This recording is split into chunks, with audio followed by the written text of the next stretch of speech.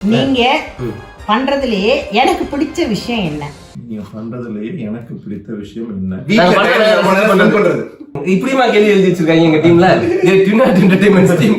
நான் ஒன்னே ஒன்று கேட்கறேன், இப்படி இல்லாம நீங்க கேள்வி எழுதி வைப்பீங்க? சாவு அடிக்கிறாங்களே நீங்க. நாங்க பண்றதே உங்களுக்கு பிடிச்சது என்ன? அம்மா சொன்னதான் அது அழகா இருக்கும். ராஜ் சொல்றது நிறைய இருக்கு. எனக்கு நான் பண்றது அம்மா நிறைய விஷயம் பிடிக்குங்கிறதுனால எதை சொல்லலாம்னு இந்த 10 நாளா நீ பண்றதுலாம் அம்மா ரொம்ப பிடிச்சிருக்கு. ஆமா, இது நான் இந்த இருந்து ஐ கோ வித் அண்ணு. இந்த ஃபேமிலிக்கு நீங்க பஸ் கரெக்டா இருக்கும்.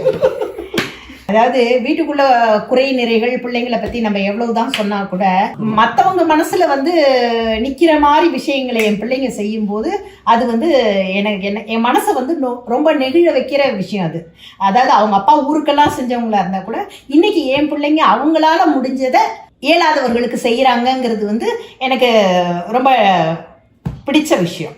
நைஸ். அதுக்கு இன்னொரு ரீசன் என்ன அப்படின்னா, எங்க அப்பா எங்க அம்மா எப்படி பேக் போனா இருந்து அவங்களோட சர்வீஸுக்காக நின்னாங்களோ அதே மாதிரி எங்களுக்கும் எங்களுடைய வீட்டில் பேக் போனா எங்களுடைய இணையர்கள் இருக்கிறாங்க அப்படிங்கிறது முக்கியமான காரணம். ட்ரூ. ஸோ இந்த கேள்விக்கு உண்மையிலே நாங்கள் 3 பேரும் தெரியாம இருந்தது உண்மையிலே சந்தோஷம் தான். ஏன்னா இவ்வளவு அழகான விஷயத்த அம்மா கன்வே பண்ணும்போது பெருமையாகவும் இருக்கு, சந்தோஷமாகவும் இருக்கு. அண்ட் தேங்க்யூ சோ மச்மா. இந்த விஷயங்கள் நீங்க சொல்லும் போது ஓகே, நாங்களும் அப்பா மாதிரி ஏதோ இருக்கும் அப்படின்னு நினைக்கும் போது எனக்கு இதே மாதிரி இருக்கணும். ஸோ அப்பாவுக்கு எப்படி அம்மாவோ அதே மாதிரி எங்க 3 பேருக்குமே அழகான இணையர்கள் இருக்காங்க. ஸோ நாங்களும் லைஃப் லாங் அப்பா சச்சரவோட இருப்போம். நம்மளால இயன்ற அளவு மற்றவங்களுக்கு உதவியா இருக்கணும்.